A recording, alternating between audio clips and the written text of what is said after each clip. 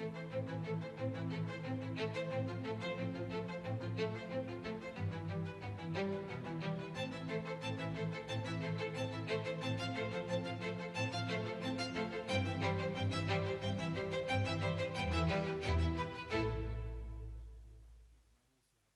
प्यारे देशवासियों, नमस्कार। मन की बात में एक बार फिर हमें जुड़ने का अवसर मिला है। आज का ये एपिसोड मुझे भावुक करने वाला है। मुझे बहुत सी पुरानी यादों से घेर रहा है। कारण ये है कि मन की बात की हमारी इस यात्रा को 10 साल पूरे हो रहे हैं। 10 साल पहले मन की बात का प्रारंभ 3 अक्टूबर को विजयादशमी के दिन हुआ था।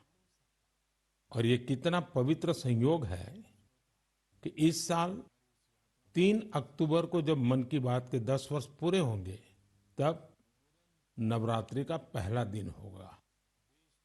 मन की बात की इस लंबी यात्रा के कई ऐसे पड़ाव हैं जिन्हें मैं कभी भूल नहीं सकता। मन की बात के करोड़ों श्रोता हमारी इस यात्रा के ऐसे साथी हैं जिनका मुझे निरंतर सहयोग मिलता रहा। देश के कोने कोने से उन्होंने जानकारियां उपलब्ध कराई। मन की बात के श्रोता ही इस कार्यक्रम के असली सूत्रधार हैं। आमतौर पर एक धारणा ऐसी घर कर गई है कि जब तक चटपटी बातें न हो, नकारात्मक बातें न हो, तब तक उसको ज्यादा तवज्जो नहीं मिलती है। लेकिन मन की बात ने साबित किया है कि देश के लोगों में पॉजिटिव जानकारी की कितनी भूख है। पॉजिटिव बातें, प्रेरणा से भर देने वाले उदाहरण, हौसला देने वाली गाथाएं लोगों को बहुत पसंद आती हैं।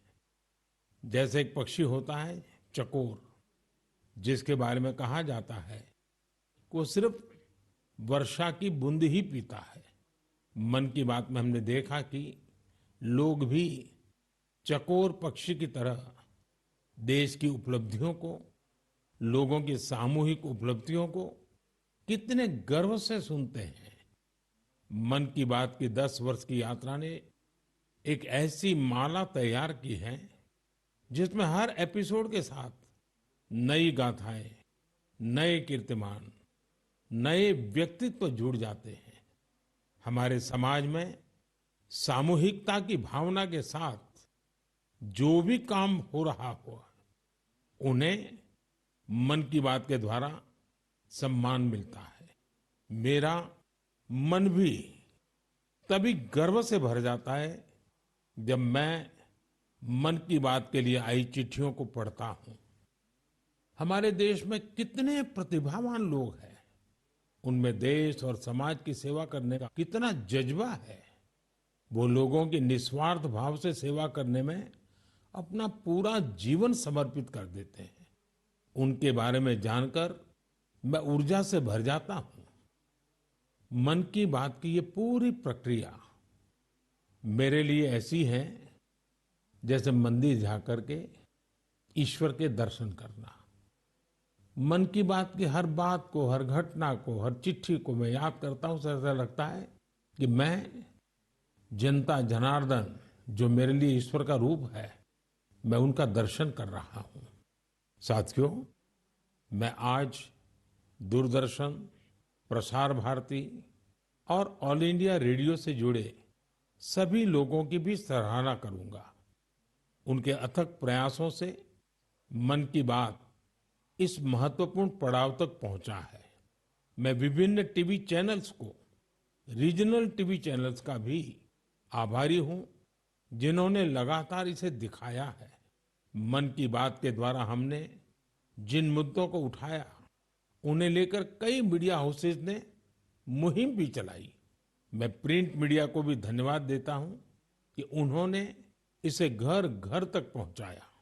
मैं उन यूट्यूबर्स को भी धन्यवाद दूंगा जिन्होंने मन की बात पर अनेक कार्यक्रम किए।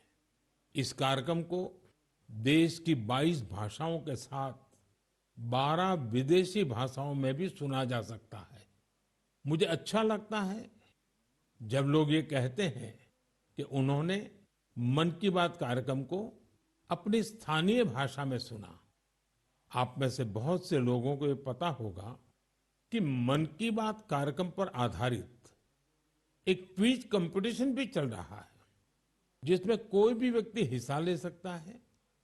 mygov.in पर जाकर आप इस कंपटीशन में हिस्सा ले सकते हैं और इनाम भी जीत सकते हैं। आज इस महत्वपूर्ण पड़ाव पर मैं एक बार फिर आप सबसे आशीर्वाद मांगता हूं। पवित्र मन और पूर्ण समर्पण भाव से मैं इसी तरह भारत के लोगों की महानता के गीत गाता रहूं।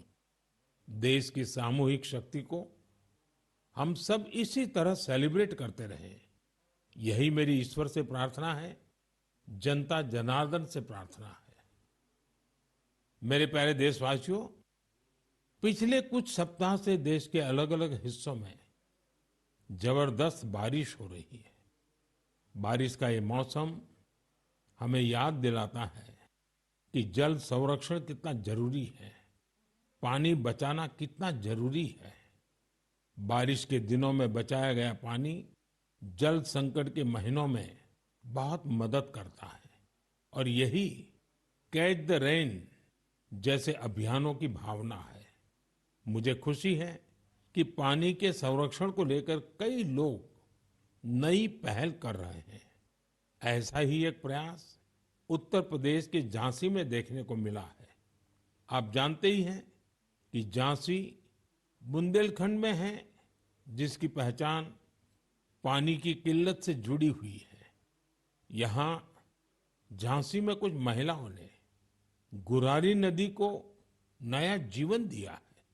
ये महिलाएं सेल्फ हेल्प ग्रुप से जुड़ी हैं और उन्होंने जल सहेली बनकर इस अभियान का नेतृत्व किया है। इन महिलाओं ने मृतप्राय हो चुकी गुरारी नदी को जिस तरह से बचाया है, उसकी किसी ने कल्पना भी नहीं की होगी। इन जल सहेलियों ने बोरियों में बालू भरकर चेकडैम तैयार किया, बारिश का पानी बर्बाद होने से रोका और नदी को पानी से लबालब कर दिया। इन महिलाओं ने सैकड़ों जलाशयों के निर्माण और उनके रिवाइवल में भी बढ़ चढ़कर हाथ बटाया है। इससे इस क्षेत्र के लोगों की पानी की समस्या तो दूर हुई ही है, उनके चेहरों पर खुशियां भी लौट आई हैं। साथियों, कहीं नारी शक्ति जल शक्ति को बढ़ाती है, तो कहीं जल शक्ति भी नारी शक्ति को मजबूत करती है। मुझे मध्य प्रदेश के 2 बड़े ही प्रेरणादायी प्रयासों की जानकारी मिली है। यहाँ डिंडोरी के रायपुरा गांव में एक बड़े तालाब के निर्माण से भूजल स्तर काफी बढ़ गया है। इसका फायदा इस गांव की महिलाओं को मिला। यहाँ शारदा आजीविका स्वयं सहायता समूह, इससे जुड़ी महिलाओं को मछली पालन का नया व्यवसाय भी मिल गया। इन महिलाओं ने फिश पार्लर भी शुरू किया है, जहां होने वाली मछलियों की बिक्री से उनकी आय भी बढ़ रही है। मध्य प्रदेश के छतरपुर में भी महिलाओं का प्रयास बहुत सराहनीय है। यहाँ के खौब गांव का बड़ा तालाब जब सूखने लगा, तो महिलाओं ने इसे पुनर्जीवित करने का बीड़ा उठाया। हरी बगिया स्वयं सहायता समूह की इन महिलाओं ने तालाब से बड़ी मात्रा में गाद निकाली। तालाब से जो गाद निकली, उसका उपयोग उन्होंने बंजर जमीन पर फूड फॉरेस्ट तैयार करने के लिए किया। इन महिलाओं की मेहनत से न सिर्फ तालाब में खूब पानी भर गया, बल्कि फसलों की उपज भी काफी बढ़ी है। देश के कोने कोने में हो रहे जल संरक्षण के ऐसे प्रयास पानी के संकट से निपटने में बहुत मददगार साबित होने वाले हैं। मुझे पूरा भरोसा है कि आप भी अपने आसपास हो रहे ऐसे प्रयासों से जरूर जुड़ेंगे। मेरे प्यारे देशवासियों, उत्तराखंड के उत्तरकाशी में एक सीमावर्ती गांव है जाला। यहाँ के युवाओं ने अपने गांव को स्वच्छ रखने के लिए एक खास पहल शुरू की है। वे अपने गांव में धन्यवाद प्रकृति या कहें थैंक यू नेचर अभियान चला रहे हैं। इसके तहत गांव में रोजाना 2 घंटे सफाई की जाती है। गांव की गलियों में बिखरे हुए कूड़े को समेटकर उसे गांव के बाहर तय जगह पर डाला जाता है। इससे जाला गांव भी स्वच्छ हो रहा है और लोग जागरूक भी हो रहे हैं। आप सोचिए, अगर ऐसे ही हर गांव, हर गली, हर मोहल्ला अपने यहाँ ऐसा ही थैंक यू अभियान शुरू कर दें तो कितना बड़ा परिवर्तन आ सकता है। साथियों, स्वच्छता को लेकर पुडुचेरी के समुद्र तट पर भी जबरदस्त मुहिम चलाई जा रही है। यहाँ रम्या जी नाम की महिला माहे म्युनिसिपैलिटी और इसके आसपास के क्षेत्र के युवाओं की एक टीम का नेतृत्व कर रही है। इस टीम के लोग अपने प्रयासों से माहे एरिया और खासकर वहां के बीचेज को पूरी तरह साफ सुथरा बना रहे हैं। साथियों, मैंने यहाँ सिर्फ 2 प्रयासों की चर्चा की है, लेकिन हम आसपास देखें तो पाएंगे कि देश के हर किस हिस्से में स्वच्छता को लेकर कोई न कोई अनोखा प्रयास जरूर चल रहा है। कुछ ही दिन बाद आने वाले 2 अक्टूबर को स्वच्छ भारत मिशन के 10 साल पूरे हो रहे हैं। ये अवसर उन लोगों के अभिनंदन का है जिन्होंने इसे भारतीय इतिहास का इतना बड़ा जन आंदोलन बना दिया। ये महात्मा गांधी जी को भी सच्ची श्रद्धांजलि है, जो जीवन पर्यंत इस उद्देश्य के लिए समर्पित रहे। साथियों, आज ये स्वच्छ भारत मिशन की ही सफलता है कि वेस्ट टू वेल्थ का मंत्र लोगों में लोकप्रिय हो रहा है। लोग रिड्यूस, रीयूज और रिसाइकल पर बात करने लगे हैं, उसके उदाहरण देने लगे हैं। अब जैसे मुझे केरला में कोझिकोड में एक शानदार प्रयास के बारे में पता चला। यहाँ 74 ईयर के सुब्रमण्यम जी 23,000 से अधिक कुर्सियों की मरम्मत करके उन्हें दोबारा काम लायक बना चुके हैं। लोग तो उन्हें रिड्यूस, रीयूज और रिसाइकल यानी RRR चैंपियन भी कहते हैं। उनके इन अनूठे प्रयासों को कोझिकोड सिविल स्टेशन, PWD और LIC के दफ्तरों में देखा जा सकता है।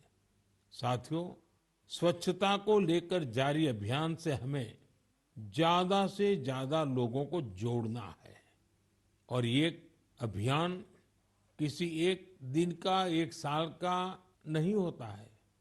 ये युगों युगों तक निरंतर करने वाला काम है। ये जब तक हमारा स्वभाव बन जाए स्वच्छता, तब तक करने का काम है।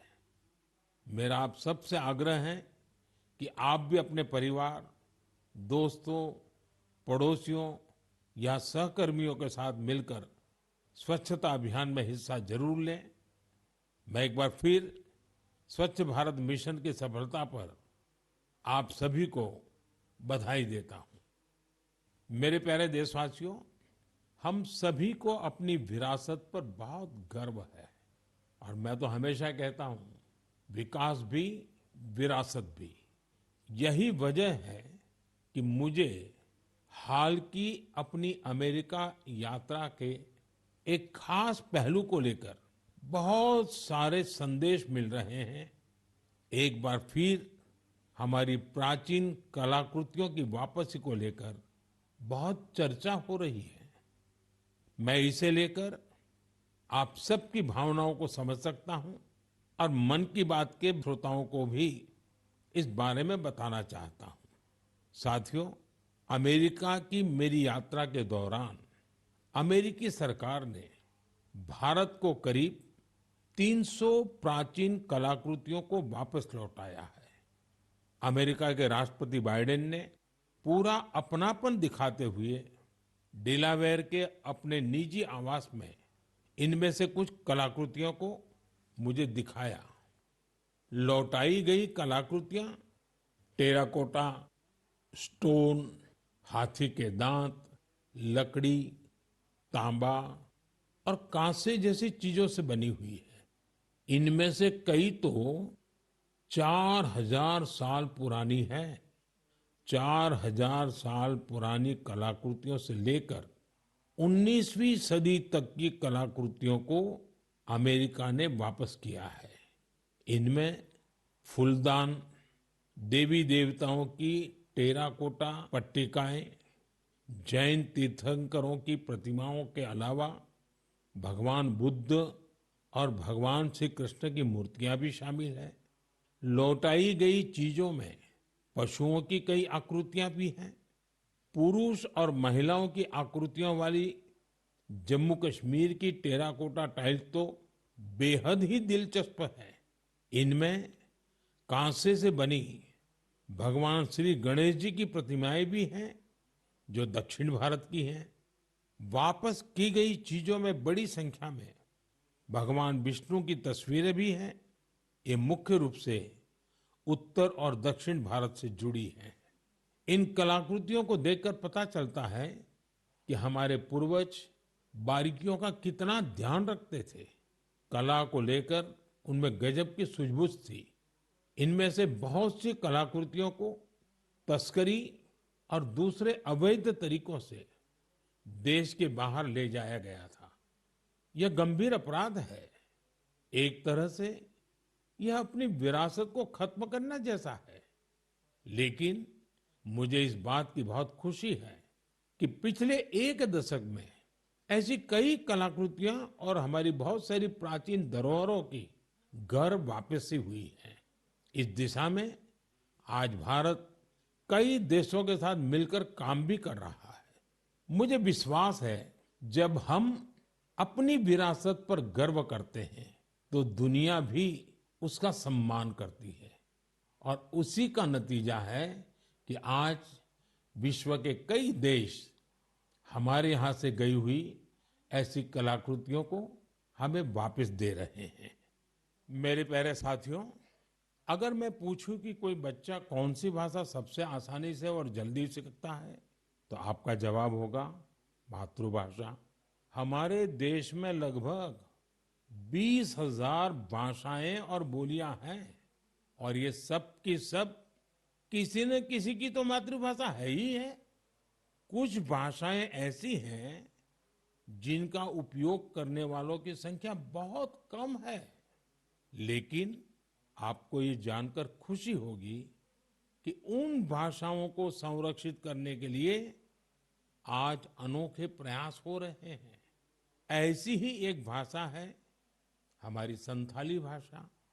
संथाली को डिजिटल इनोवेशन की मदद से नई पहचान देने का अभियान शुरू किया गया है। संथाली हमारे देश के कई राज्यों में रह रहे संथाल जनजातीय समुदाय के लोग बोलते हैं। भारत के अलावा बांग्लादेश, नेपाल और भूटान में भी संथाली बोलने वाले आदिवासी समुदाय मौजूद है। संथाली भाषा की ऑनलाइन पहचान तैयार करने के लिए ओडिशा के मयूरभंज में रहने वाले श्रीमान रामजी टूडू एक अभियान चला रहे हैं। रामजी जी ने एक ऐसा डिजिटल प्लेटफॉर्म तैयार किया है जहां संथाली भाषा से जुड़े साहित्य को पढ़ा जा सकता है और संथाली भाषा में लिखा जा सकता है। दरअसल कुछ साल पहले जब रामजीत जी ने मोबाइल फोन का इस्तेमाल शुरू किया तो इस बात से दुखी हुए कि वो अपनी मातृभाषा में संदेश नहीं दे सकते। इसके बाद वो संथाली भाषा की लिपि ओल्ड चिकी को टाइप करने की संभावनाएं तलाश करने लगे। अपने कुछ साथियों की मदद से उन्होंने ओल्ड चिकी में टाइप करने की तकनीक विकसित कर ली। आज उनके प्रयासों से संथाली भाषा में लिखे लेख लाखों लोगों तक पहुंच रहे हैं। साथियों, जब हमारे दृढ़ संकल्प के साथ सामूहिक भागीदारी का संगम होता है, तो पूरे समाज के लिए अद्भुत नतीजे सामने आते हैं। इसका सबसे ताजा उदाहरण है एक पेड़ मां के नाम। ये अभियान अद्भुत अभियान रहा। जन भागीदारी का ऐसा उदाहरण वाकई बहुत प्रेरित करने वाला है। पर्यावरण संरक्षण को लेकर शुरू किए गए इस अभियान में देश के कोने कोने में लोगों ने कमाल कर दिखाया है। उत्तर प्रदेश, गुजरात, मध्य प्रदेश, राजस्थान और तेलंगाना ने लक्ष्य से अधिक संख्या में पौधारोपण कर नया रिकॉर्ड बनाया है। इस अभियान के तहत उत्तर प्रदेश में 26 करोड़ से ज्यादा पौधे लगाए गए। गुजरात के लोगों ने 15 करोड़ से ज्यादा पौधे रोपे। राजस्थान में केवल अगस्त महीने में ही 6 करोड़ से अधिक पौधे लगाए गए हैं। देश के हजारों स्कूल भी इस अभियान में जोर शोर से हिस्सा ले रहे हैं। साथियों, हमारे देश में पेड़ लगाने के अभियान से जुड़े कितने ही उदाहरण सामने आते रहे हैं। ऐसा ही एक उदाहरण है तेलंगाना के एन राजशेखर जी का। पेड़ लगाने के लिए उनकी प्रतिबद्धता हम सबको हैरान कर देती है। करीब 4 साल पहले उन्होंने पेड़ लगाने की मुहिम शुरू की। उन्होंने तय किया कि हर रोज एक पेड़ जरूर लगाएंगे। उन्होंने इस मुहिम का कठोर व्रत की तरह पालन किया। वो 1500 से ज्यादा पौधे लगा चुके हैं।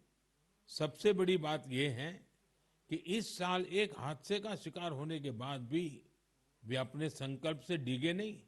मैं ऐसे सभी प्रयासों की हृदय से सराहना करता हूं। मेरा आपसे भी आग्रह है कि एक पेड़ मां के नाम इस पवित्र अभियान से आप जरूर जुड़िए। मेरे प्यारे साथियों, आपने देखा होगा हमारे आसपास कुछ लोग ऐसे होते हैं जो आपदा में धैर्य नहीं खोते बल्कि उससे सीखते हैं। ऐसी ही एक महिला है सुभाश्री, जिन्होंने अपने प्रयास से दुर्लभ और बहुत उपयोगी जड़ी बूटियों का एक अद्भुत बगीचा तैयार किया है। वो तमिलनाडु के मदुराई की रहने वाली हैं। वैसे तो पेशे से वो एक टीचर है, लेकिन औषधीय वनस्पतियां, मेडिकल हर्ब्स के प्रति उन्हें गहरा लगाव है। उनका ये लगाव 80 के दशक में तब शुरू हुआ जब एक बार उनके पिता को जहरीले सांप ने काट लिया। तब पारंपरिक जड़ी बूटियों ने उनके पिता की सेहत सुधारने में काफी मदद की थी। इस घटना के बाद उन्होंने पारंपरिक औषधियों और जड़ी बूटियों की खोज शुरू की। आज मदुराई के वेरीचियूर गांव में उनका अनोखा हर्बल गार्डन है, जिसमें 500 से ज्यादा दुर्लभ औषधीय पौधे हैं। अपने इस बगीचे को तैयार करने के लिए उन्होंने कड़ी मेहनत की है। एक एक पौधे को खोजने के लिए उन्होंने दूर दूर तक यात्राएं की, जानकारियां जुटाई और कई बार दूसरे लोगों से मदद भी मांगी। कोविड के समय उन्होंने इम्यूनिटी बढ़ाने वाली जड़ी बूटियां लोगों तक पहुंचाई। आज उनके हर्बल गार्डन को देखने के लिए लोग दूर दूर से आते हैं। वो सभी को हर्बल पौधों की जानकारी और उनके उपयोग के बारे में बताती हैं। सुभाश्री हमारी उस पारंपरिक विरासत को आगे बढ़ा रही हैं, जो सैकड़ों वर्षों से हमारी संस्कृति का हिस्सा है। उनका हर्बल गार्डन हमारे अतीत को भविष्य से जोड़ता है। उन्हें हमारी ढेर सारी शुभकामनाएं। साथियों, बदलते हुए इस समय में नेचर ऑफ जॉब्स बदल रही है और नए नए सेक्टर्स का उभार हो रहा है। जैसे gaming, animation, reel making, film making या पोस्टर मेकिंग, अगर इनमें से किसी स्किल में आप अच्छा प्रदर्शन कर सकते हैं तो आपके टैलेंट को बहुत बड़ा मंच मिल सकता है। अगर आप किसी बैंड से जुड़े हैं या फिर कम्युनिटी रेडियो के लिए काम करते हैं तो भी आपके लिए बहुत बड़ा अवसर है। आपके टैलेंट और क्रिएटिविटी को बढ़ावा देने के लिए भारत सरकार का सूचना और प्रसारण मंत्रालय ने क्रिएट इन इंडिया इस थीम के तहत 25 चैलेंजेस शुरू किए हैं। ये चैलेंजेस आपको जरूर दिलचस्प लगेंगे। कुछ चैलेंजेस तो म्यूजिक, एजुकेशन और यहाँ तक कि एंटी पायरेसी पर भी फोकस्ड है। इस आयोजन में कई सारे प्रोफेशनल ऑर्गेनाइजेशन भी शामिल हैं जो इन चैलेंजेस को अपना पूरा सपोर्ट दे रहे हैं। इनमें शामिल होने के लिए आप wavesindia.org पर लॉगिन कर सकते हैं। देश भर के क्रिएटर से मेरा विशेष आग्रह है कि वे इसमें जरूर हिस्सा लें और अपनी क्रिएटिविटी को सामने लाएं। मेरे प्यारे देशवासियों, इस महीने एक और महत्वपूर्ण अभियान के 10 साल पूरे हुए हैं। इस अभियान की सफलता में देश के बड़े उद्योगों से लेकर छोटे दुकानदारों तक का योगदान शामिल है। मैं बात कर रहा हूं मेक इन इंडिया की। आज मुझे ये देखकर बहुत खुशी मिलती है कि गरीब, मध्यम वर्ग और एमएसएमईज को इस अभियान से बहुत फायदा मिल रहा है। इस अभियान ने हर वर्ग के लोगों को अपना टैलेंट सामने लाने का अवसर दिया है। आज भारत मैन्युफैक्चरिंग का पावर हाउस बना है और देश की युवा शक्ति की वजह से दुनिया भर की नजरें हम पर है। ऑटोमोबाइल्स हो, टेक्सटाइल्स हो, एविएशन हो, इलेक्ट्रॉनिक्स हो या फिर डिफेंस, हर सेक्टर में देश का एक्सपोर्ट लगातार बढ़ रहा है। देश में एफडीआई का लगातार बढ़ना भी हमारे मेक इन इंडिया की सफलता की गाथा कह रहा है। अब हम मुख्य रूप से दो चीजों पर फोकस कर रहे हैं। पहली है क्वालिटी, यानी हमारे देश में बनी चीजें ग्लोबल स्टैंडर्ड की हो। दूसरी है वोकल फॉर लोकल, यानी स्थानीय चीजों को ज्यादा से ज्यादा बढ़ावा मिले। मन की बात में हमने hashtag my product my pride की भी चर्चा की है। लोकल प्रोडक्ट को बढ़ावा देने से देश के लोगों को किस तरह से फायदा होता है, इसे एक उदाहरण से समझा जा सकता है। महाराष्ट्र के भंडारा जिले में टेक्सटाइल की एक पुरानी परंपरा है, Bhandara tussar silk handloom. Tussar silk अपने डिजाइन, रंग और मजबूती के लिए जानी जाती है। भंडारा के कुछ हिस्सों में 50 से भी अधिक सेल्फ हेल्प ग्रुप इसे संरक्षित करने का काम में जुटे हैं। इनमें महिलाओं की बहुत बड़ी भागीदारी है। यह सिल्क तेजी से लोकप्रिय हो रही है और स्थानीय समुदायों को सशक्त बना रही है।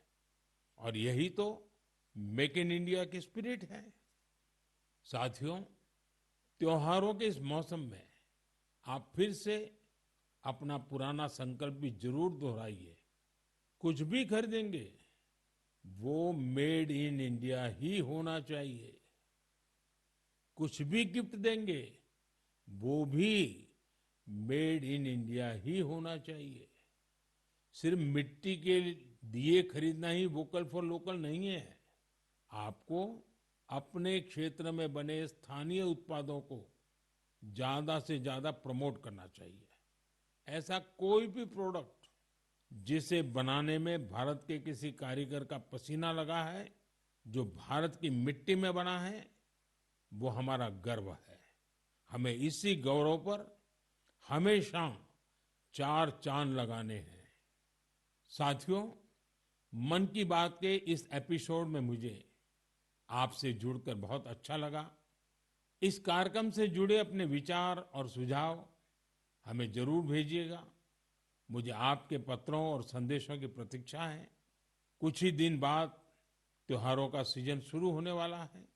नवरात्र से इसकी शुरुआत होगी और फिर अगले 2 महीने तक पूजा पाठ, व्रत, त्योहार, उमंग उल्लास, चारों तरफ यही वातावरण छाया रहेगा। मैं आने वाले त्योहारों की आप सबको बहुत बहुत बधाई देता हूँ। आप सभी अपने परिवार और अपने प्रियजनों के साथ त्योहार का खूब आनंद लें और दूसरों को भी अपने आनंद में शामिल करें। अगले महीने मन की बात कुछ और नए विषयों के साथ आपसे जुड़ेंगे। आप सबका बहुत बहुत धन्यवाद।